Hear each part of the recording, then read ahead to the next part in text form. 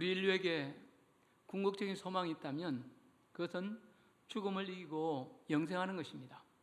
그것도 가난하고 불행하게 오래 사는 것이 아니라 건강하고 행복하게 영생을 누리는 것입니다. 그러나 대부분의 현대인들은 이 소망이 실현될 것을 믿지 못합니다.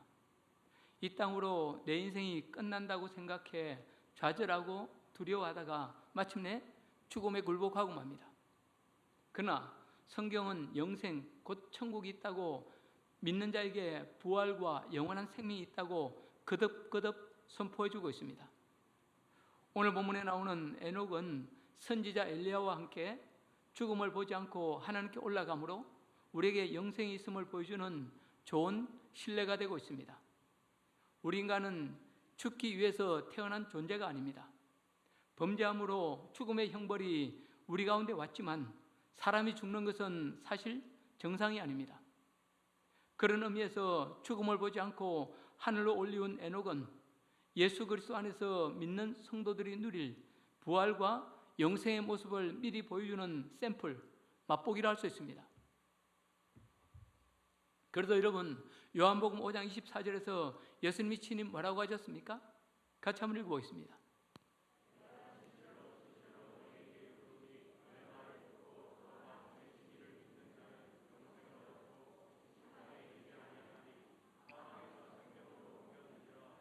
그렇습니다. 인간적으로 볼 때 에녹은 그리 뛰어난 사람이 아니었습니다.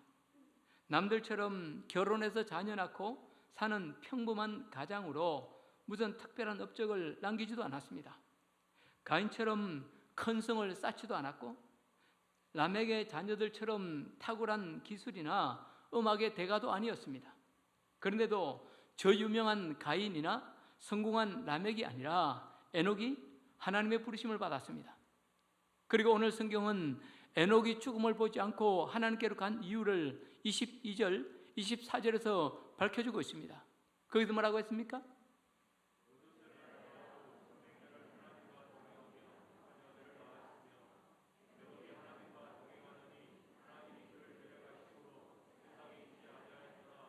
그렇습니다. 여러분, 에녹이 죽음을 보지 않고 하나님께로 간 이유, 그 이유는 한마디로 뭡니까? 하나님과의 동행이었습니다. 그러길래 오늘 본문은 하나님과 동행하며 하나님과 동행하더니 하나님이 그를 데려가셨다라고 거듭거듭 반복하고 있는 것입니다. 그렇습니다, 여러분. 우리 그리스도인의 삶에서 진짜 중요한 것은 하나님과의 동행입니다. 에녹의 인생 목표는 큰 사업을 하는 것도 아니었고 원하는 비전을 성취하는 것도 아니었습니다. 자식을 출세시켜서 유명해지는 것도 아니었습니다.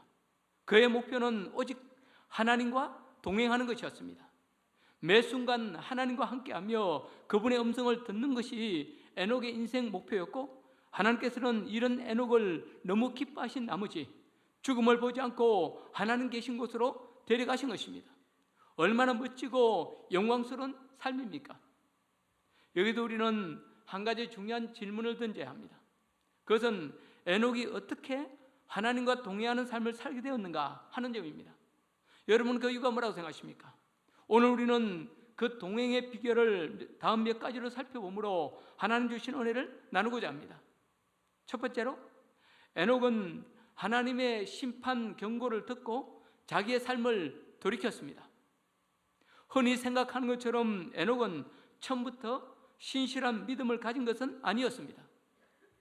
그는 나이 65세가 될 때까지, 좀 더 정확히 말하면 아들 머두셀라를 낳기 전까지는 다른 사람들과 마찬가지로 평범한 삶을 살았습니다. 그런데 그의 나이 65세가 되는 해에 중요한 신앙의 전기가 찾아왔습니다. 그것은 바로 아들 머두셀라를 낳은 것이었습니다. 그래도 본문 21절, 22절에서 뭐라고 했습니까? 우리 같이 한번 읽어보겠습니다.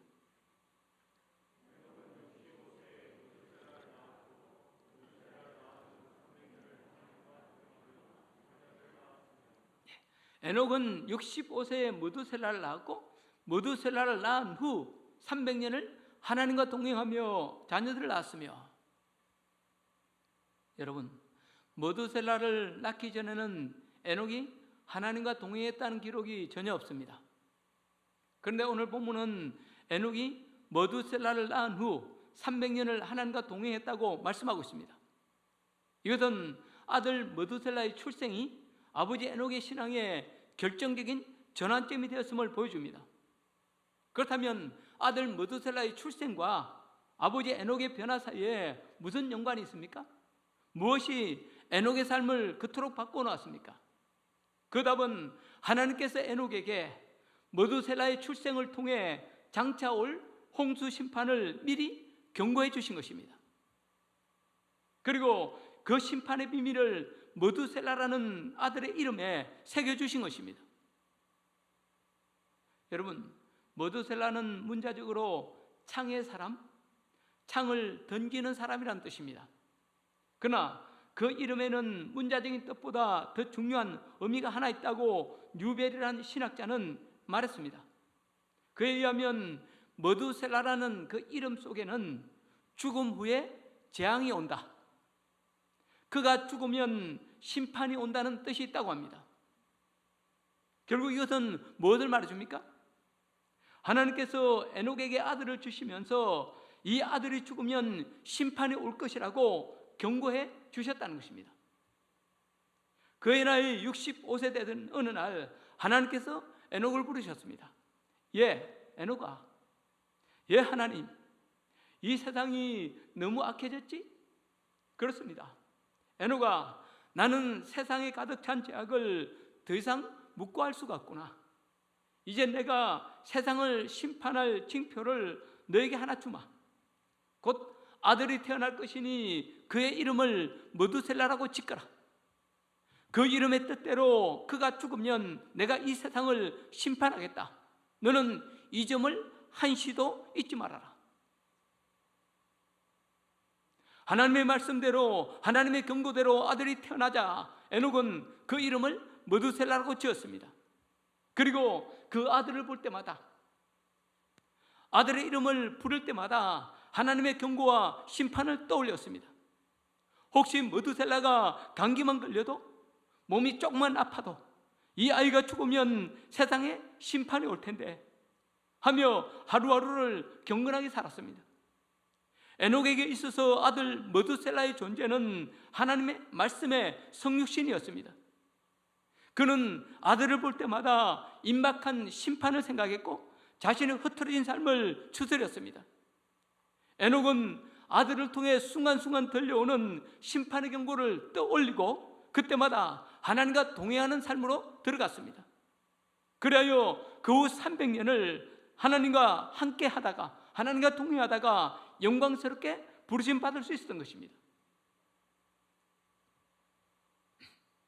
지난 2003년 2월 18일에 있었던 대구 지하철 방화 사건, 이 방화 참사는 온 국민의 마음에 큰 충격을 준 사건이었습니다. 이 참사가 다른 참사와 다른 점이 있다면 휴대폰으로 자신들의 마지막을 가족들이나 지인들에게 들려주었다는 것입니다. 아빠, 문이 안 열려요. 구해주세요. 어느 딸에 아빠를 향한 마지막 절규였습니다. 여보, 연기 때문에 어디로 가야 할지 모르겠어요. 콜록콜록 도저히 나갈 수가 없어요. 여보, 사랑해요. 연기에 질식해 죽어가는 한 주부가 남편에게 남긴 마지막 메시지였습니다.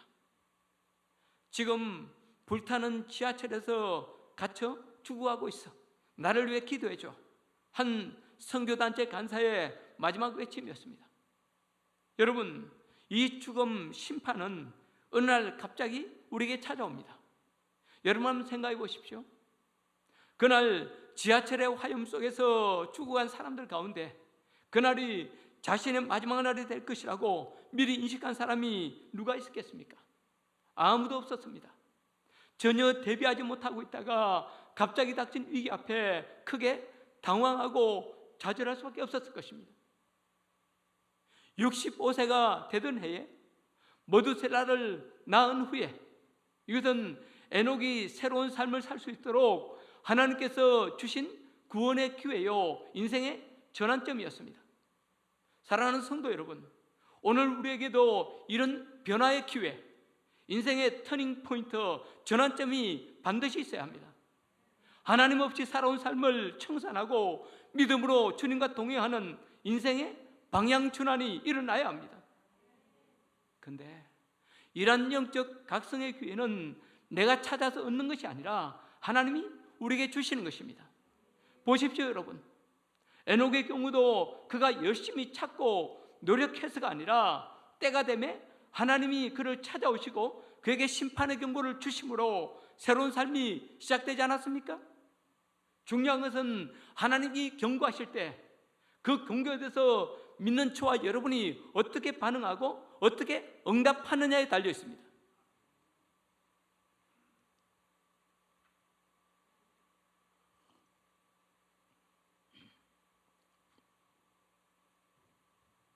조금만 깊이 생각해 보면 하나님은 믿는 저와 여러분들에게 지금껏 얼마나 많은 경고와 돌이킴의 기회를 주셨는지 모릅니다. 그런데도 우리는 그 하나님의 경고에 얼마나 많이 길을 막고 살아왔는지 모릅니다. 또 깨닫고 은혜를 받았을 때도 그 받은 순간에도 그렇지, 내가 이렇게 살아서는 안 되지 하며 새로운 삶을 결단했지만 그것도 작심삼일, 아니 길어야 한 달, 1년으로 끝나고 말았습니다. 그래서 민노로 하면서도 다람쥐 쳇바퀴 도는 삶을 반복하며 과거에 내가 이런 은혜를 받았었는데 하며 자주 섞인 한숨을 내쉴 때가 얼마나 많습니까? 그러나 우리는 더 이상 이처럼 후회를 반복하는 삶을 살아서는 안 됩니다. 왜? 이런 삶은 산 것 같으나 실상은 죽은 삶이기 때문입니다. 결국 실패와 심판을 향해 나가는 비참한 삶이 될 수밖에 없기 때문입니다. 사랑하는 성도 여러분, 지금 여러분은 어디에 서 있습니까? 아니, 어디를 향해 가고 있습니까? 혹시 과거에 주신 하나님의 은혜, 또 잊고 살아온 하나님의 경고가 생각나십니까?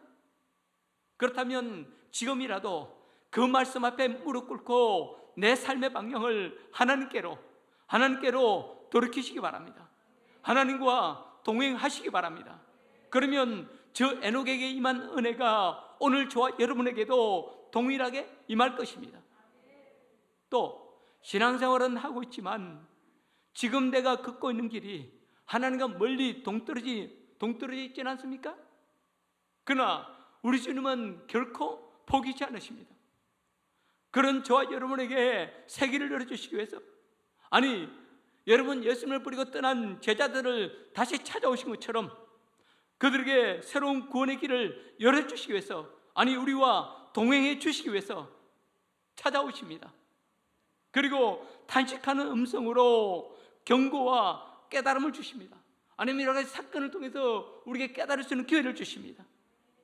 제발 주님의 이 탄식하는 음성과 손길을 외면치 마시고 가던 길을 돌이키시기 바랍니다. 그러면 여러분 살 길이 생깁니다. 저 에녹처럼 하나님과 동행하는 멋진 영생의 길이 열리게 될 것입니다. 오늘 예배하는 저와 여러분 모두에게 이 돌이킴과 동행의 은혜가 있기를 주의 이름으로 축복합니다.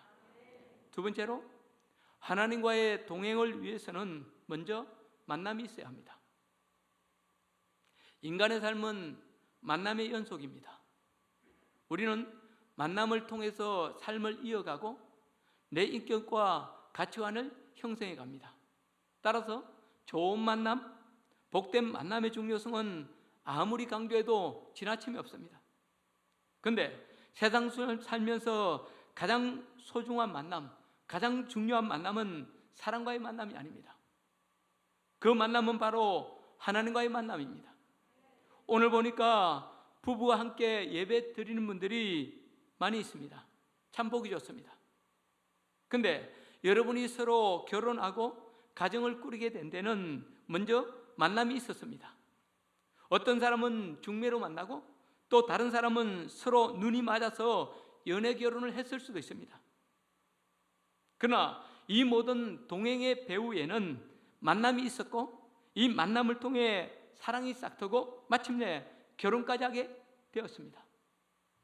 이 점은 우리 신앙생활도 우리 신앙생활에도 그대로 적용됩니다.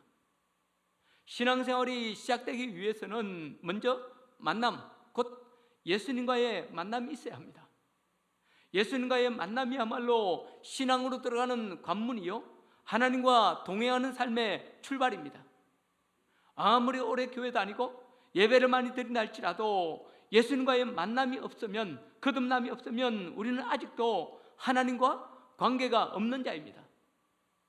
그러나 교회 나온 지 얼마 되지 않았을지라도, 성경을 많이 알지 못한다 할지라도 예수 그리스도를 만나는 체험을 했다면, 예수님을 믿는 믿음이 있다면 그 사람은 거듭난 하나님의 자녀로 동행의 준비가 된 사람입니다. 어찌 보면 에녹은 하나님을 만나기 전까지는 그야말로 평범했고 별로 가치 없는 인생이었습니다. 그래도 성경은 그 이전의 삶을 전혀 언급하지 않고 있습니다. 그런데 어느 날 하나님께서 그를 찾아오셨고 에녹은 마침내 살아계신 하나님을 만났습니다. 그리고 이 만남으로 인해 그의 인생이 180도 달라졌습니다. 땅의 인생이 변하여 하늘 인생이 되고, 무명한 자가 변하여 하나님이 알아주시는 유명한 자가 되었습니다. 그렇습니다, 여러분. 사람은 누구나 살아계신 하나님을 만나야 변화될 수 있습니다. 여러분, 모세를 보십시오. 그의 나이 80세가 될 때까지 모세의 인생은 실패의 연속, 실패 그 자체였습니다. 이집트 왕궁에서 40년간 배운 온갖 지식과 무예도, 미디안 광야에서 40년간 참고 견딘 인고의 세월도 아무 의미가 없었습니다. 오직 실패와 두려움의 늪속에 빠진 채 죽음을 향해 나가는 서글픈 나그네 인생일 뿐이었습니다. 그러나 호렙산 떨기나무 불꽃 가운데서 하나님을 만난 후 그의 인생은 180도 달라졌습니다. 미디안의 무명한 늙은 목동이 하나님의 위대한 사자로, 살인자요 도망자였던 사람이 이스라엘의 해방자로, 출애굽의 위대한 지도자로 거듭나게 되었습니다. 얼마나 놀랍고 위대한 만남의 역사입니까? 그런데 이러한 만남과 변화의 역사는 에녹이나 모세에게만 국한된 사건이 아닙니다. 오늘 저와 여러분 가운데도 일어날 수 있고 또 실제로 일어나고 있는 일입니다. 중요한 것은 하나님을 만나는 것입니다. 예수 그리스도를 믿고 하나님의 자녀로 거듭나는 것입니다. 사랑하는 성도 여러분, 오늘 저와 여러분은 어떻습니까? 예수 그리스도를 만나셨습니까? 믿고 거듭나셨습니까?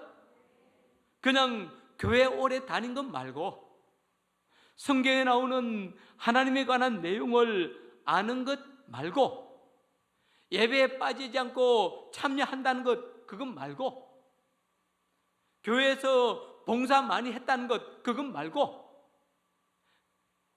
내가 장로요 권사요 집사라는 것 그것 말고 진짜 예수 그리스도를 만나셨습니까?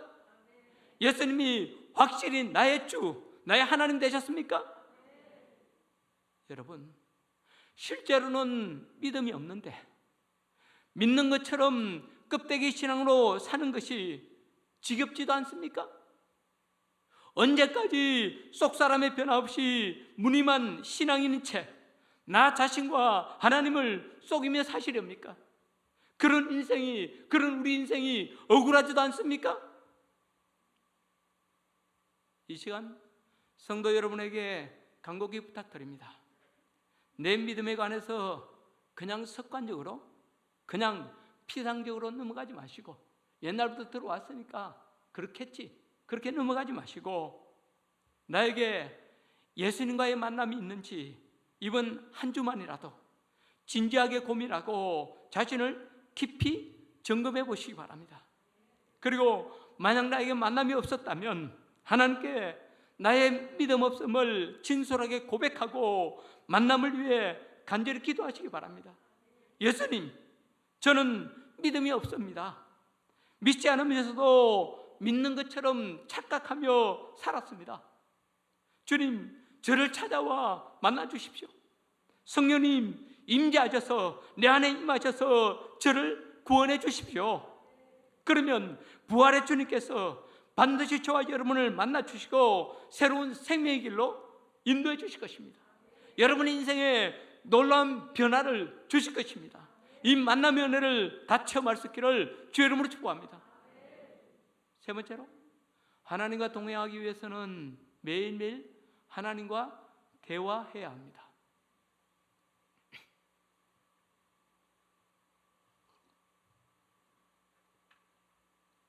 다시 한번 말씀드립니다. 하나님과 동행하기 위해서는 매일매일 하나님과 대화해야 합니다.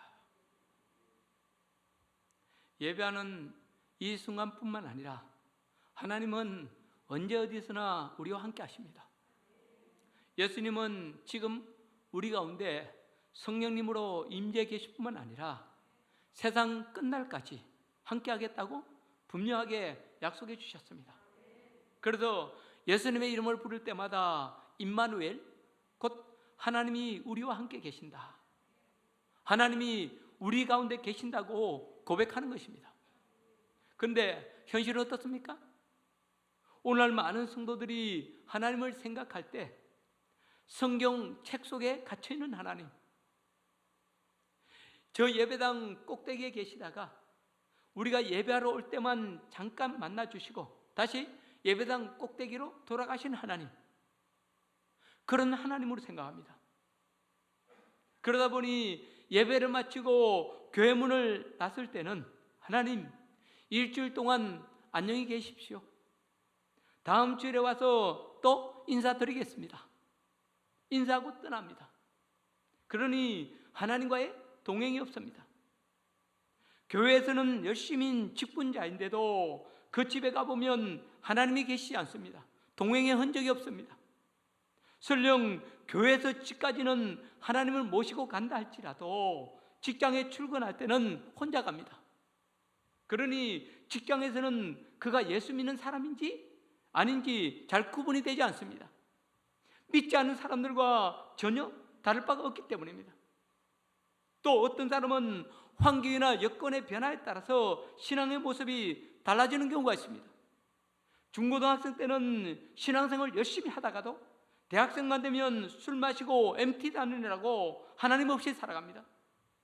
시골에서는 열심히 믿다가 도시로 나가면 믿음을 버리는 사람도 있습니다. 천안에는 하나님이 계신데 서울에는 하나님이 계시지 않는 것처럼 생각하는 불구신앙의 모습입니다. 특별히 우리 여성분들, 아기를 키우는 우리 아기 엄마들 어떻습니까? 많은 경우 아이를 낳아 키우는 이 육아야말로 신앙생활의 무덤입니다. 그들에게 신앙생활 열심히 하자고, 믿음으로 주님 따라가자고 권면하면 이렇게 대답합니다. 목사님 잘하시잖아요. 나는 아기 때문에 안 돼요. 우리 아기가 워낙 극성이라서 좀 더 키우고 나서 애들이 좀 정신 차리면, 좀 크면 그때 신앙생활 열심히 할게요 하며 아이를 핑계 삼아 하나님과의 관계를 스스로 단절시켜 버립니다. 그러나 여러분, 이 점에 대해서 성경은 뭐라고 하십니까? 잘 보십시오. 에녹은 65세에 머두셀라를 낳았고 머두셀라를 낳은 후 300년을 하나님과 동행하며, 어땠습니까? 머두셀라를 낳았고 머두셀라를 낳은 후 300년을 하나님과 동행했다. 저는 이 말씀을 읽다가 제 눈이 번쩍 뜨였습니다. 여러분, 이 말씀이 무슨 뜻입니까? 에녹의 가정은 여러분, 자녀를 낳아 키우면서 오히려 더 하나님과 동행하는 삶을 살았다는 것입니다. 더 하나님께 순복하고 하나님 따르는 길을 걸어갔다는 것입니다. 그렇습니다. 여러분, 내가 진짜 신앙이라면 이것이 정상이고 이것이 바른 모습 아닙니까? 아니, 당연히 이렇게 돼야 되는 것 아닙니까? 그래야 우리 자녀들이 하나님 소중하다 알고 어떤 여건, 어떤 환경에 들어가도 하나님 섬김이 걸어가는 믿음의 자녀 될 것 아닙니까? 여러분, 우리가 예수님을 섬기고 동행해야 되는 적기는 내 필요를 따라, 내 생각을 따라 결정하는 것이 아닙니다. 오히려 주께서 나를 부르시는 바로 지금, 주께서 지금 말씀을 통해서 여러분을 부르시는 바로 지금, 그리고 영원히 계속임을 꼭 기억하시기 바랍니다. 여러분, 성경에 나오는 믿음의 사람들은 언제 어디서나 함께 하시는 하나님을 고백하고 믿음으로 하나님과 동행한 자들이었습니다. 요셉을 보십시오. 그는 어디를 가든지 어떤 처지에 있든지 하나님과 동행했습니다. 애굽에 노예로 팔려갈 때도 하나님과 동행했고, 애굽의 시위대장 보디발의 집에서도 하나님과 함께 했습니다.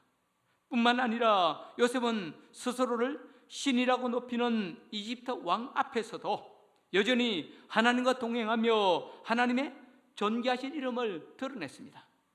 또 애굽 왕의 꿈을 해몽할 때도 요셉은 자기가 한다고 하지 않고 꿈의 해몽은 오직 하나님께 있고 하나님께서 바른 대답을 주실 것이라고 말함으로써 겸손하게 하나님께 영광 돌렸습니다. 그 결과 어떻게 되었습니까? 요셉이 그 자리에서 쫓겨났습니까? 바로를 섬기지 않고 하나님을 믿는다고 다시 감옥으로 돌려보냈습니까? 그렇지 않습니다. 결과는 정반대였습니다. 요셉의 해몽을 들은 바로는 하나님을 찬양하고 죄수요 노예인 그를 애굽의 총리로 임명했습니다. 이 점은 오늘날 저와 여러분도 마찬가지입니다. 내 처지와 환경이 어떠하든지 믿음으로 주님과 동행하면, 어떤 자리 속에도 주님을 고백하고 주님과 함께 걸어가면 마침내 하나님이 알아주시고 하나님이 높여주십니다. 오히려 우리가 볼 때는 위기처럼 보이는 그 상황을 변하여 오히려 영광의 자리, 존귀한 자리 되게 해주십니다.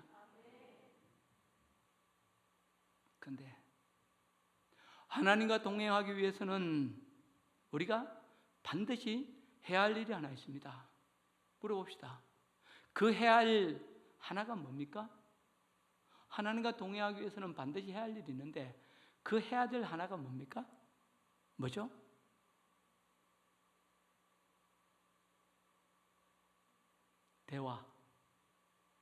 대화입니다. 여러분, 같이 간다고 동행입니까? 그릇만 맞춘다고, 그릇 보조 맞춘다고 동행입니까? 아닙니다. 대화 곧 기도입니다. 여러분, 동행한다는 것은 서로 대화하는 것입니다. 대화를 통해 서로의 마음을 나누고, 대화를 통해 같은 방향을 향하고, 대화를 통해 상대방의 뜻을 행하고, 대화를 통해 회방자 마귀를 물리치고, 대화를 통해 주님의 형상을 닮아갈 수 있습니다. 가정 안에서도 긴밀한 대화는 부부를 사랑의 끈으로 묶어주는 고리입니다. 부부는 무엇보다도 대화의 문이 열려 있어야 합니다. 그래야 서로 이해하고 사랑하는 동반자의 삶, 동행하는 삶을 살아갈 수 있습니다. 그렇다면 우리는 어떻게 하나님과의 대화를 끊이지 않고 계속 이어갈 수 있습니까? 매일 교회에 나와서, 아니면 집안에서라도 저 모세나 사무엘처럼 24시간 무릎을 꿇고 하나님께 부르짖어야 합니까? 물론 이것도 중요한 기도입니다. 여러분, 더 열심을 내서 기도하시기 바랍니다. 그러나 우리가 아무리 오랜 시간 하나님 앞에 엎드린다 할지라도 이런 기도로 24시간 하나님과 동행하는 것은 불가능합니다. 그래도 주변에 보면 하루에 3시간 이상 기도한다는 분들이 아주 가끔 있고, 그분들을 볼 때 우리는 존경은 하지만 나와는 다른 존재로, 더 이상 다가갈 수 없는 그런 존재로 여기게 되는 것입니다. 또 나름 도전을 받고 나도 하루 1시간 이상 기도하기로 결심하고 실천해 보지만 어떻습니까? 작심삼일로 끝나고 말 때가 얼마나 많습니까? 그러다 아예 하나님과의 동행 자체를, 대화 자체를 포기해 버립니다. 그러나 평범한 저와 여러분에게도 24시간 하나님과 동행할 수 있는 비법이 하나 있습니다. 아니, 그 비법을 하나님께서 우리에게, 저와 여러분에게 주셨습니다. 물어봅시다. 그 비법이 뭡니까? 그 비법이 뭡니까? 바로 성령 하나님. 성령님의 임재, 우리 가운데 거하시는, 우리 가운데 와 계시는 성령 하나님이십니다. 그렇습니다. 성령님은 나와 대화하시기 위해서, 아니, 내 기도를 들어주시기 위해서 성령님 나와 함께 계십니다. 그것도 평생을 떠나지 아니하시고, 심지어 24시간 내내 내 안에 계시면서 졸지도 아니하시고 주무시지도 아니하고 내 기도, 내 숨소리에 귀를 기울이고 계십니다. 내가 기도하지 못하고 성령님을 잊고 사는 그 순간에도 탄식한 음성으로 저와 여러분들을 위해서 기도해 주고 계십니다. 이 성령님을 인정하고 여러분 언제라도 입술을 열어서 성령님, 성령 하나님 이렇게 부르기만 해도, 그분께 뭐든 고백하기만 해도, 내 마음을 열어 성령님을 향하기만 해도 들어주시고 역사해 주시고 인도해 주십니다. 그리고 살면서 이런 성령의 역사를 계속 체험하고 성령님과 친구 되어 걸어갈 때, 친구로 걸어갈 때 우리는 하나님과 더 깊이 교제하고 나도 모르는 사이에 주님 닮아갈 수 있습니다. 에녹처럼 하나님과 동행하는 삶, 죽음조차 이기는 멋진 인생 될 수 있습니다.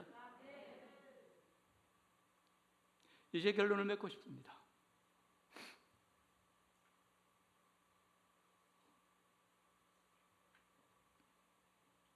에녹은 우리와 성정이 같은 사람임에도 불구하고 죽음을 보지 않고 하늘나라로 올라갔습니다. 그가 하나님과 동행하는 자였기 때문입니다.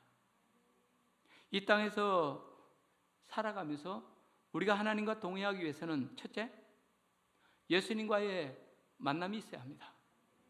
믿음으로 예수님을 나의 주, 나의 하나님으로 영접하고 거듭나야 합니다. 두 번째로, 하나님의 경고에 귀를 기울이고 내 삶의 방향을 하나님께로 돌이켜야 합니다. 그리하여 심판을 예비하는, 심판을 준비하는 삶을 살아야 합니다. 세 번째로, 오늘도 우리를 도우시기 위해서 나와 함께 계시는 성령님을 고백하고 순간순간 성령님과 대화하고 교통해야 합니다. 좀 더 말합니다. 그 성령님을 나의 가장 친밀한 친구로 삼고 걸어가야 합니다. 그래야 주님의 마음을 깨닫고 순종하며 예수님 닮는 동행의 삶을 살아갈 수 있습니다. 오늘 예배하는 저와 여러분 가운데 이 동행의 은혜, 동행의 축복이 충만하게 임할 수 있기를 주의 이름으로 축복합니다. 찬양하고